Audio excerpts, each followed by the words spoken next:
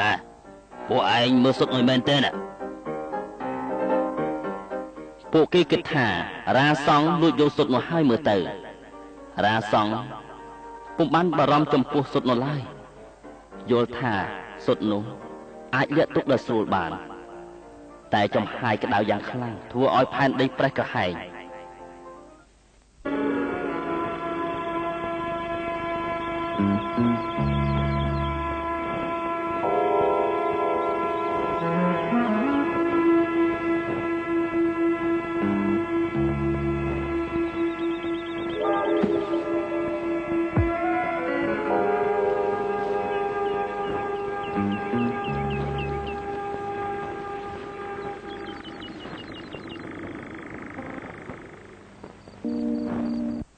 រាសង្ឃបានយល់ថាវត្ថុដ៏ធំនឹងគឺជារបស់ពិសិដ្ឋចំពោះកុលសម្ព័ន្ធហ្គាវ៉ាប៉ុន្តែបានជំរុញដល់ក្តីសែកឃ្លានរបស់គេ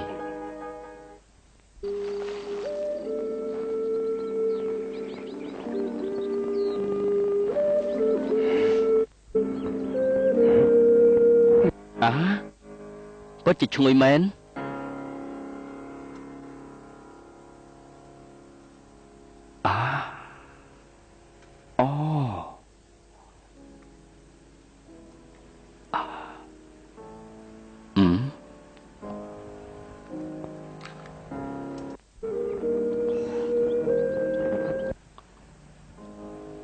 រាសង្ឃ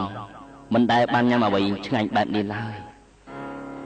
រាសង្ឃចូលចិត្តចង់ដឹងអំពីផែនដីដែលប្រេះស្រទាប់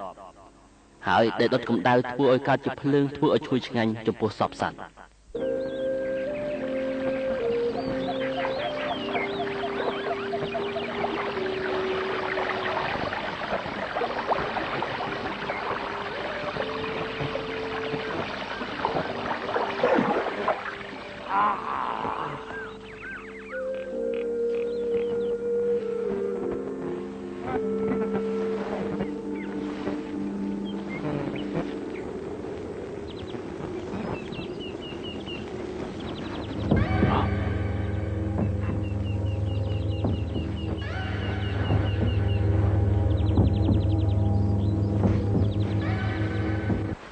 អ្នកណាដែលហ៊ានប្រឆាំងនឹងច្បាប់ទម្លាប់កុលសម្ព័ន្ធយើងត្រូវតែចាប់ខ្លួនគេទៅឲ្យហ្គាវ៉ាជាបន្តអ្នកឯងបានប្រមាថចំពោះសត្វដើរហើរអ្នកឯងបានញ៉ាំសុទ្ធជាទីសក្ការៈដែលពួកយើងគោរពបូជានោះយកវាទៅកប់ព្រាមទៅកុំរាសង្ឃខ្ញុំពុំបានធ្វើអ្វីខុសទេកុំអី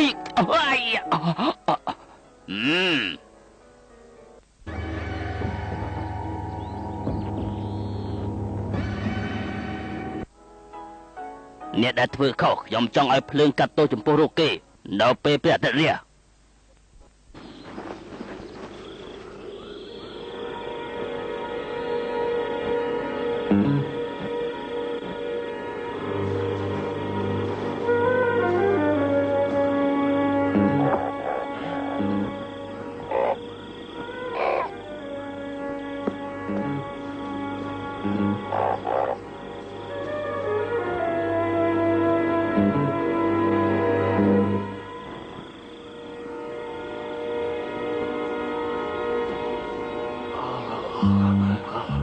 ្គាវ៉ានឹងមិនថយការសែកគ្រារបស់ឯងពុំនោះទេខ្ញុំមិនអាចធ្វើខុសប៉ុណ្ណឹងទៅទៀតទេអរគុណហើយហ្គាវ៉ា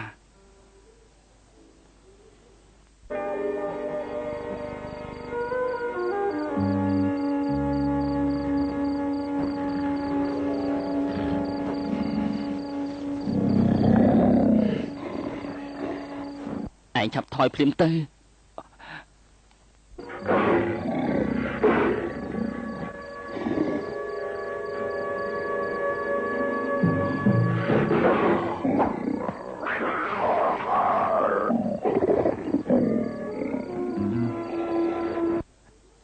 ហ្គា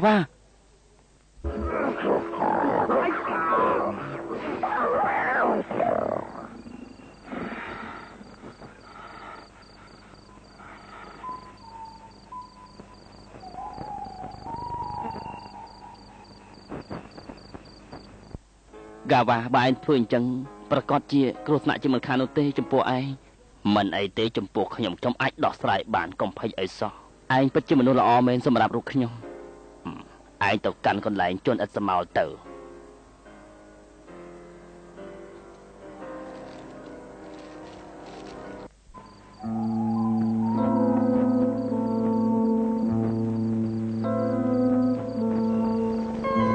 រាសងចង់ដឹងណាជាការប្រសើរដែរឯងត្រូវតែជឿណាពួកគេប្រកាសជាមកតន់ជាមិនខាននោះទេបើឯងនៅបង្អកយូរគេប្រកាសជាសម្លាប់ឯងជាមិនខាននោះទេពួកយើងបានហាមឃាត់មិនឲ្យញ៉ាំសុទ្ធនោះព្រោះសត្វស្លាបគ្មានពូជបន្តទៀតទេណាបើឯងញ៉ាំពងវាដូចជាមនុស្សយើងអញ្ចឹងគ្មានចម្រោកនៅអត់ទេខ្ញុំចង់ធ្វើដំណើរទៅមុខទៀតតែខ្ញុំមិនដឹងទីដៅសោះឯងចង់ទៅណាសូមចាំតិចជួយខ្ញុំផងខ្ញុំមិនដឹងទិសសោះParla. ទៅតាមទិសនោះអាយ៉ាទិសហ្នឹងឯងយើងនៅក្បែរវត្តលេដ៏ធំគ្មានអ្នកណាអាចបន្តដំណើរទៀតបានឡើយណារ៉ាសងសូមឲ្យកុំខ្លាចអីខ្ញុំនឹងបង្ហាត់ឯងឲ្យហែលទឹកហើយយើងទៅរកឲ្យឃើញនៅជំរកសម្បុកព្រះអាទិត្យនៅខាងមុខគឺចុងប្រភពផែនដីហើយរ៉ាសងមិនខ្លាចទេទៅឲ្យបានរ៉ាសងឯងប្រកាសจะទៅទីនឹងមែនណាហេតុអីបានចាឯងចង់ទៅទីនោះឯងប្រាប់ខ្ញុំផងបានទេខ្ញុំខ្លាចណាស់ខ្ញុំមិនចេះហែលទឹកសោះខ្ញុំមានកូនកបិតនេះទុកជាសញ្ញាស្រេចប្រកាសជាអាចធ្វើបានស្អែកនេះខ្ញុំនឹងធ្វើកូនក្បូនមួយដែលឯងមិនដែលធ្លាប់ឃើញឯងចាំតែមើលទៅក្បូននោះប្រកាសជាចម្លងយកទៅក្រោយម្ខាងបាន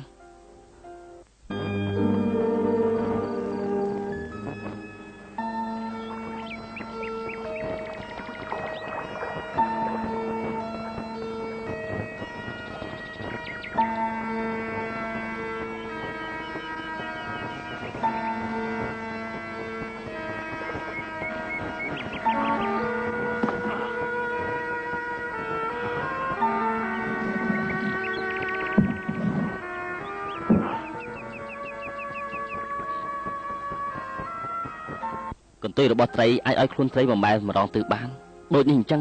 ក្បូនខ្ញុំនឹងដំណើរការដូចកន្ទុយត្រីអញ្ចឹងឯងចាំតែមើលទៅ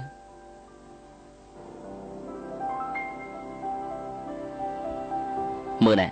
ក្បូនខ្ញុំក៏ដូចគ្នាដែររ៉ាសងឯងចំអិនវារួចហើយយកសុទ្ធនេះធ្វើដំណើរតាមផ្លូវទៅណាឯងទៅជាមួយខ្ញុំទៅកាវ៉ាខ្ញុំមិនទៅជាមួយឯងទេឯងទៅចោះសូមបានសេចក្តីសុខណាកាលពីខ្ញុំនៅតូចឪពុករបស់ខ្ញុំបានធ្វើដំណើរទៅម្នាក់ឯងគាត់ដើម្បីស្រាវជ្រាវនៅចុងពិភពផែនដីនេះ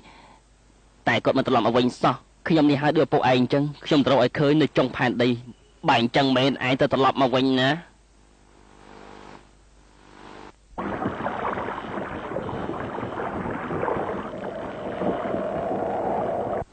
កាវ៉ាមានទឹកមុខស្ងួតស្ងាត់ដោយគ្រឿងស្រឡាញ់របស់គេចាក់ចេញដំណើរទៅវាចង់ទៅតាមដែរដើម្បីឲ្យឃើញនៅចុងផែនដីប៉ុន្តែវាខ្លាចដង្កូវទឹកពេកវាបានសម្រេចចិត្តថាទៅតាមផ្លូវគោកវិញល្អជាង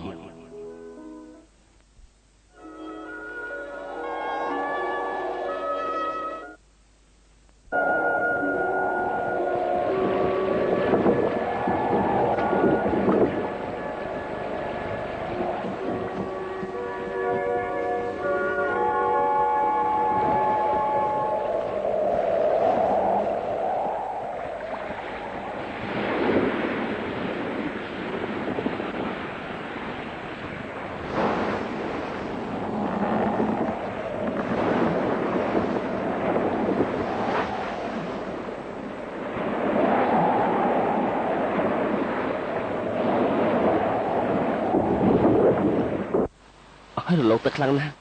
ខ្ញុំមិនអាចទុកក្បួននេះបានឡើយ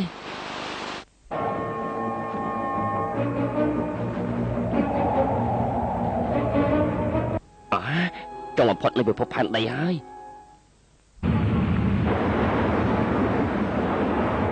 រ៉ាសង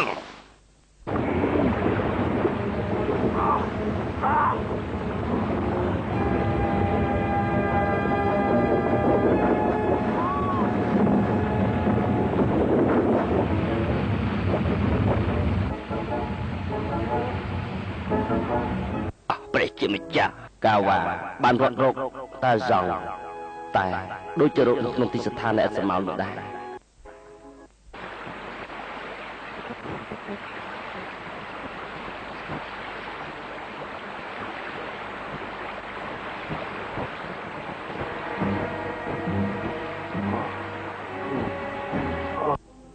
រ៉ាសងមានជីវិតនៅឡើយគេមានសំណាងណាស់តែគេមិនអាចសង់ប្អូនបានទៀតដែរ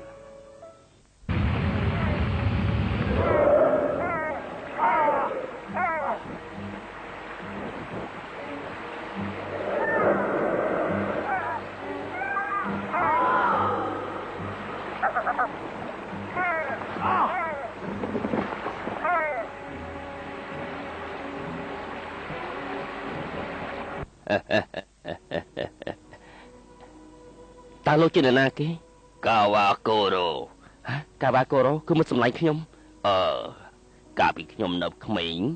មានរូបរាងដូចឯងអញ្ចឹងក្លាហានអង្អាចណាតែក្បួនខ្ញុំទឹកទីអស់ហើយមិនអីទេតាមខ្ញុំមកណា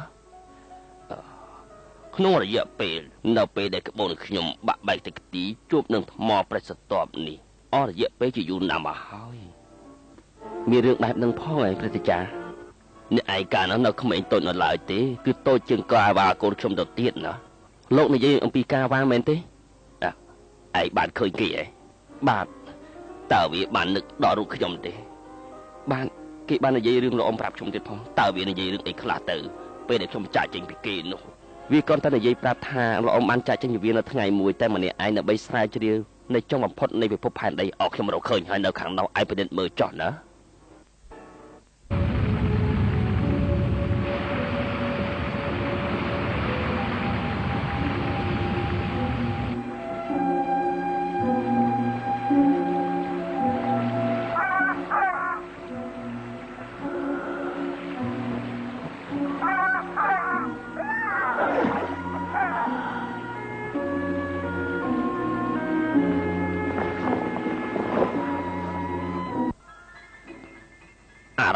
ឲ្យខ្ញុំកាកោគេបានគេចផុតពីរឿងរ៉ាវទាំងអស់នេះគេបានជួបនឹងគ្នាអារ៉ាហើយអារ៉ាគេបានរៀននេសាទបកបាញ់ដើម្បីកាកោដែរសំណាងល្អណាស់ឯងនេះ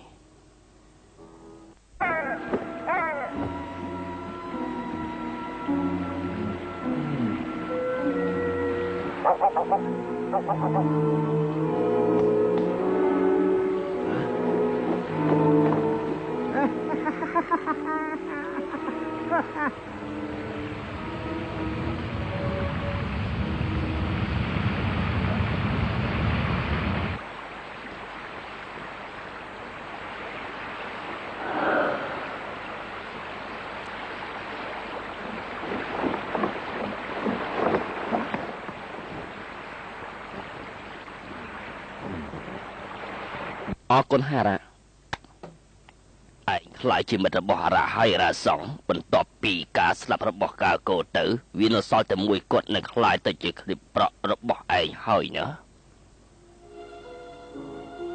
រ៉ាសងមិនបណ្ដោយខ្លួនឲ្យជាប់ពន្ធនាគារនៅទន្លេធំនេះឡើយរ៉ាសងនៅឃើញវិធីមួយឯងរត់ចេញទៅកាកោហាថាម៉េចបើប្រសិនជាយើងតោងឯងជាប់ហើយជើងអារ៉ាតើលោកអ៊ំជឿថាយើងអាចគេចផុតពីទីនេះដែរទេហើយកំណត់ឈួតដូចឯងនេះ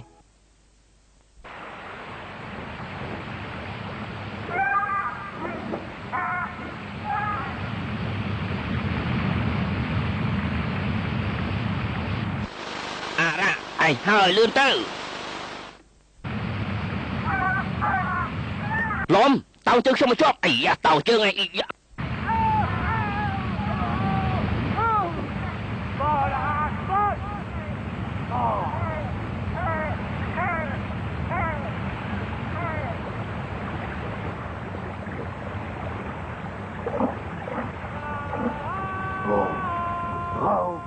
Il est vivant.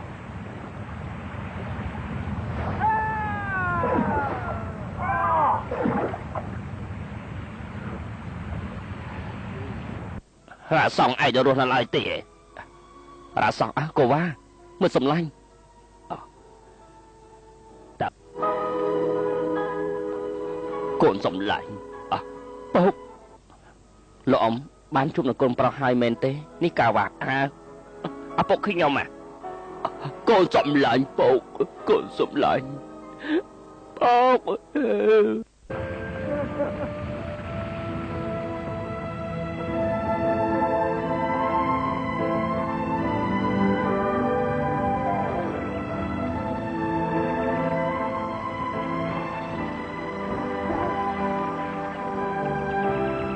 កូនកំបិតនេះបានចង្អុលបង្ហាញទិសហើយជាការប្រសើរណាស់កាវ៉ានឹងខ្ញុំយើងនឹងចេញដំណើរតាមដងទន្លេនេះ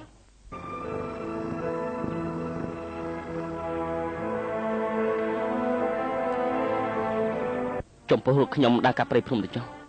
ពេលនឹងការវាគេបានជួបនៅពុកគេវិញហើយរាងសងបានធ្វើក្បូននៅគេបន្តដំណើរទៅកាន់ទីបំផុតនៃពិភពលោកប៉ុន្តែចុងបំផុតនៃពិភពផែនដីគឺនៅឆ្ងាយណាស់ដែលមានសម្បុករបស់ព្រះអាទិត្យ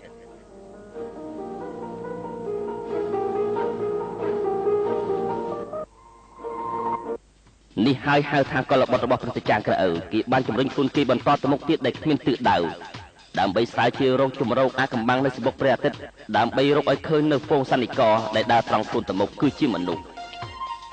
ការសិក្សារបស់គេការស្វែងយល់របស់គេជាជោគវាសនារបស់គេផុសសំណាងរបស់រាសង្ឃគឺជាកលបុត្រនៃយុគសម័យសាហាវយន្តខ្នង500,000រដូវបានកន្លងផុតទៅ